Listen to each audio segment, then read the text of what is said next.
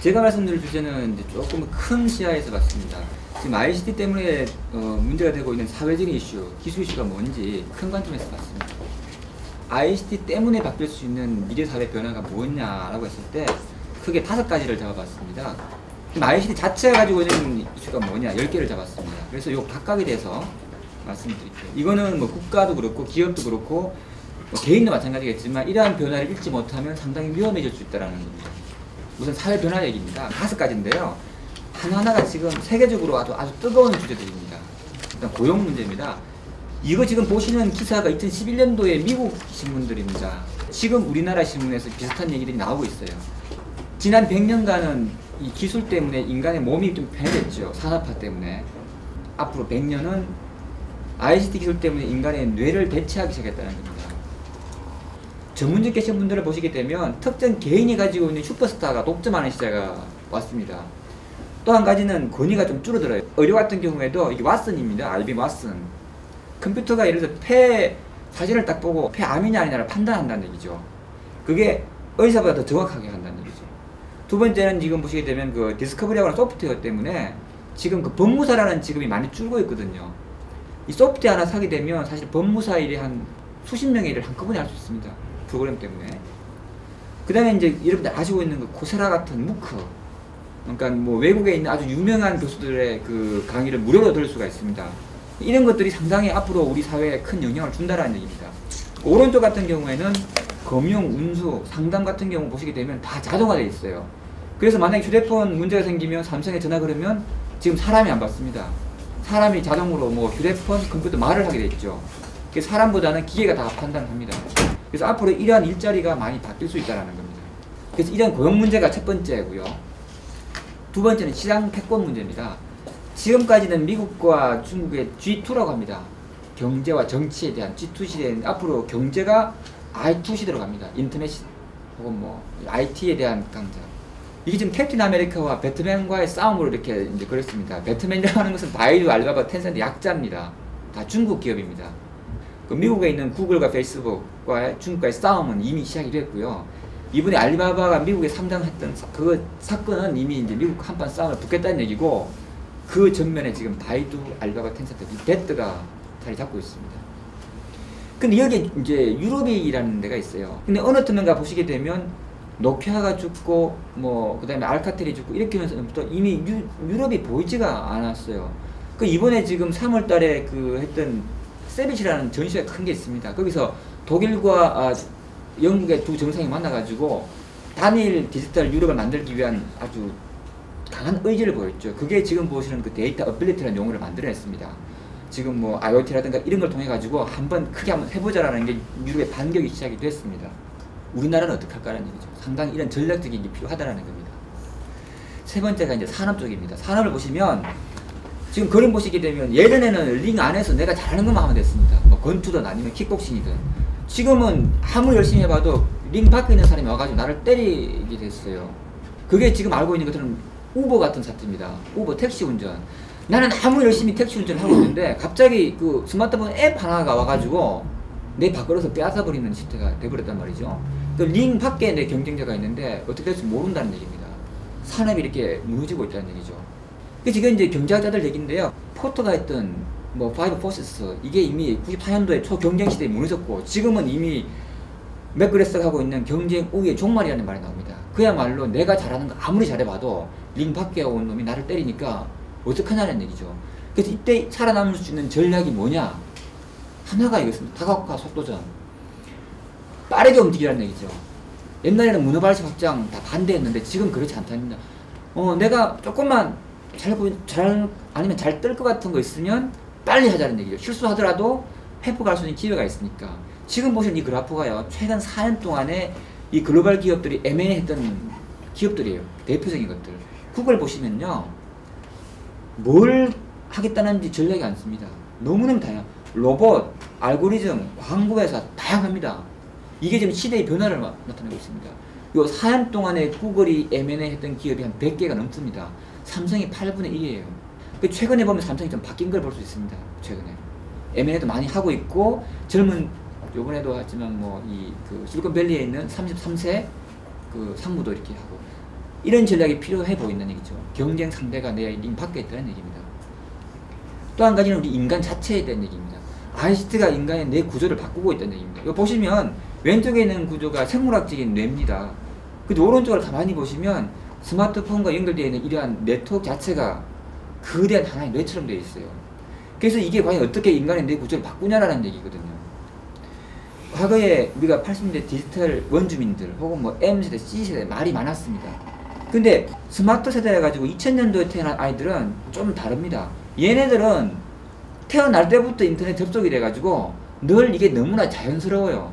그래서 지금 뭐 보시게 되면 미셸 쉐러 같은 사람들은 혹은 니콜라스 카 같은 이런 학자들은 정반대 입장을 하고 있습니다. 인터넷 때문에 이 뇌 구조가 상당히 좀 부정적으로 바뀔 거다라는 주장하고 아니다. 오히려 더 창의성이 나온다는 주장입니다. 그래서 이런 부분에 대해서 지금 교육 쪽에서도 상당히 이슈가 되고 있고 앞으로 이런 세대들을 위한 교육 제도 혹은 기업에 대한 육성 방안 이게 좀 바뀔 거란 얘기죠. 어떻게 보면 이런 하나하나가 정부에 해야 될 큰 이슈들이라는 거예요. 권력에 대한 얘기입니다. 이것도 좀 큰 주제거든요. 과거에는 정부가 국가가 가지고 있는 게 절대 권력이었습니다. 근데 이게 IT 때문에 이것도 바뀌기 시작해버렸어요. 보시면 소셜에서 나와 있는 사건이 9시 뉴스에 나옵니다. 더 늦게 나옵니다. 언론은 이미 무너졌죠. 그래서 일반 개인들 혹은 뭐 우리가 모르는 비주체 세력들이라고 하는 그 종교단체 혹은 뭐 NGO 같은 경우들도 훨씬 힘이 막강해졌죠. 왜냐하면 이런 소셜미디어 때문에. 근데 여기 주목할 게 뭐냐 하면 바로 이런 그 구글, 페이스북 같은 플랫폼 기업들입니다. 얘네들은 보시면 이게 하나의 권력은 아니에요. 근데 권위처럼 구상을 했습니다. 유럽은 지금 구글이 장악력이 90%가 넘습니다. 그러니까 그 유럽 아이들은 부모한테 묻기 전에 구글한테 묻고 묻습니다. 이미 권위가 돼버렸어요. 그럼 앞으로 우리나라 권력이 어떻게 될 거냐는 얘기죠. 두 가지 상반된 입장입니다. 왼쪽에 보시는 것들이 이제 파놉티콘이라고 해가지고 간수는 죄수를 볼 수 있는데 죄수는 간수를 못 봅니다. 그래서 가끔 여러분들 그 인터넷 쓰다 보면 구글에서 내가 뭐 하는지 감시한다는 느낌을 많이 받습니다.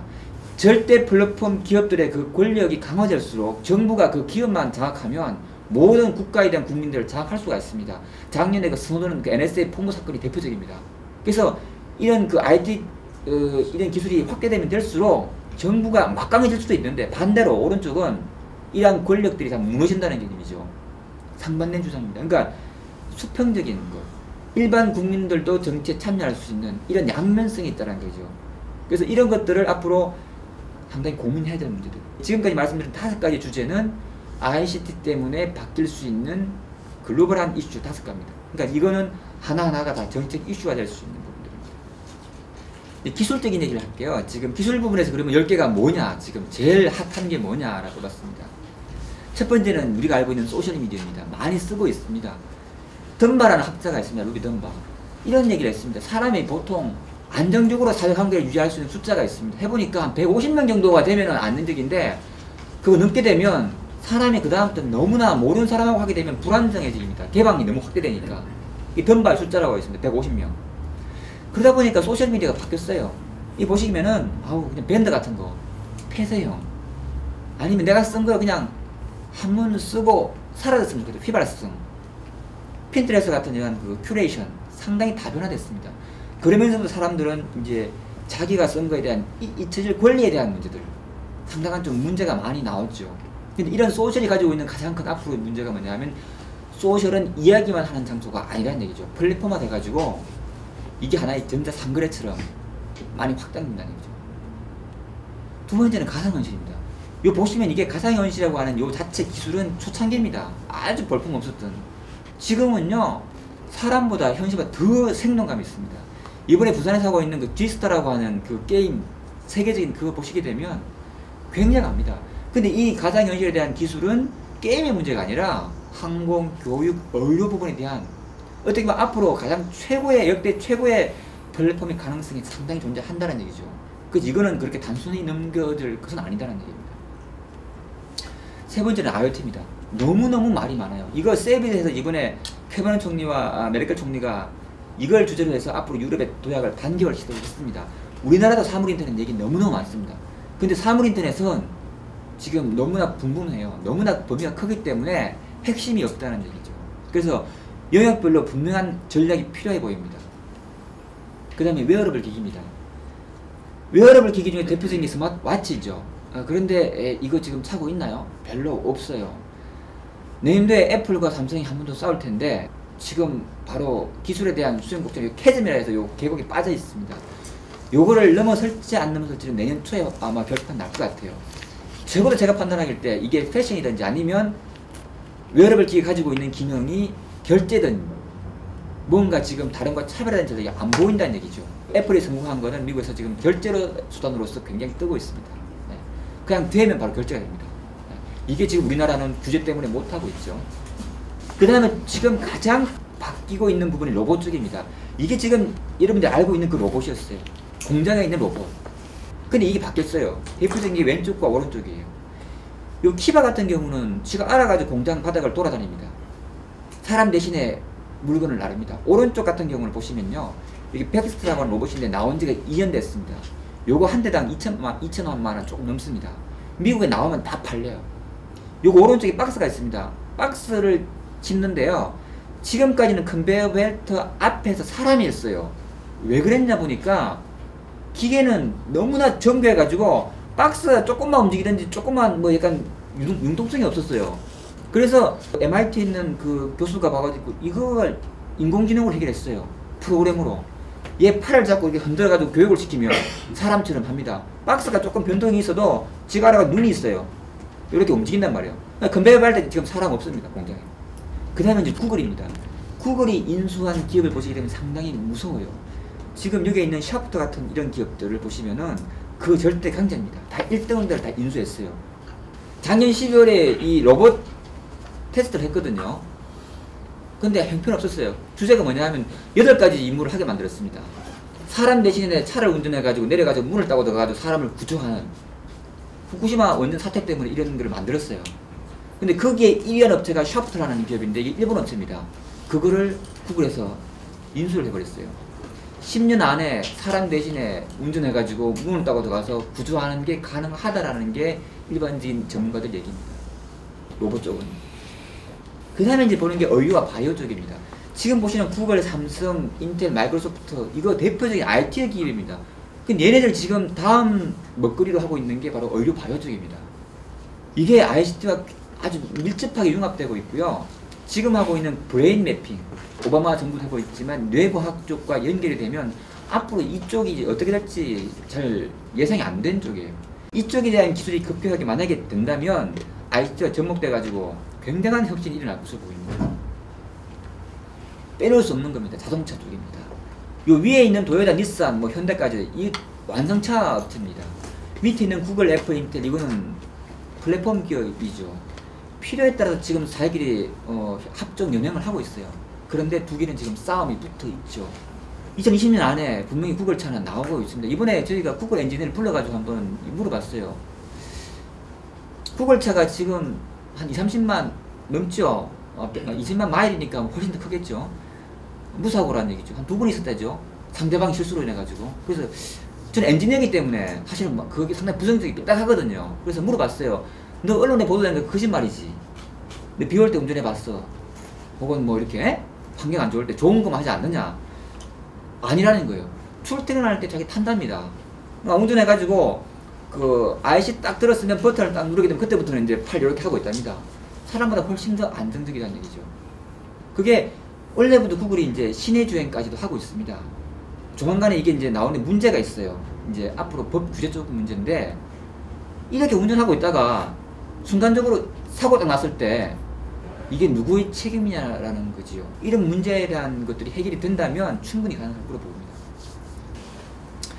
이제 그 다음은 인공지능입니다. 앞서 말씀드렸던 그 인공지능에 대한 부분, 인간을 과연 대체할 만큼의 인공지능이 되느냐의 문제도 있지만 그게 아니라 전 산업 쪽에 지금 싹 스며들고 있습니다. 대표적인 게 이게 아마존에서 물류창고거든요. 물류창고에서 이 사람이 지금 운반했어요. 하루에 이 사람이 가장 많이 걷는 길을 재보니까 하루에 20km를 걸었답니다. 하루에. 그래서 이 사람들이 데모를 냈어요. 미국과 유럽에서. 우리도 좀 편하게 해달라고. 그래가지고 아마존에서 이 키바라는 그걸 인수를 해버렸어요. 그게 요 키바 시스템이라는 겁니다. 인수를 하니까 사람이 한 명도 필요 없어요. 그 사람 다 집에서 쉬고 있어요. 참 아이러니하죠. 그래서 키바 같은 경우는 유튜브 보면 다 동영상 나오는데요. 정말 정교하게 이렇게 움직입니다. 네. 사람이 다 없어져 버렸어요. 여기에 알고리즘이 있어가지고요. 사람보다 더 똑똑하게 한다는 얘기죠. 우리나라 클라우드 발전법이 지금 국회에 계류되어 있습니다. 앞으로 클라우드 이 문제는 어떻게든지 뭐 우리가 물리칠 수는 없어요. 문제는 정보 보호에 대한 문제죠. 앞으로 클라우드가 네트워크 속으로 들어가면서부터 어떻게 보면 그 뇌가 네트워크에 들어갔다는 얘기입니다. 스마트폰 같은 작은 데서는 너무나 과부하가 걸리기 때문에 대부분의 연산과 지능화는 클라우드에서 담당하게 됩니다. 그래서 이 문제가 앞으로 큰 이슈고요. 마지막으로 우리가 빼놓을 수 없는 게 보안 쪽입니다. 미국은 2010년부터 이러한 정보 보호 분야, 사이버 보안을 거의 물리적인 보안과 동일시 하게 됩니다. 등가의 원칙인가 그걸 내세우고 있습니다. 그 사이버 세상에서의 굉장히 작은 문제가 물리 세계에서의 큰 문제로 확대됩니다. 뭐 나비 효과라고 합니까? 그게 충분히 가능하거든요. 그래서 이런 것들에 대해서 저희가 앞으로 큰 이슈화 될 문제들이고 관심 있게 보자라는 취지입니다. 제 발표는 이상을 마치겠습니다.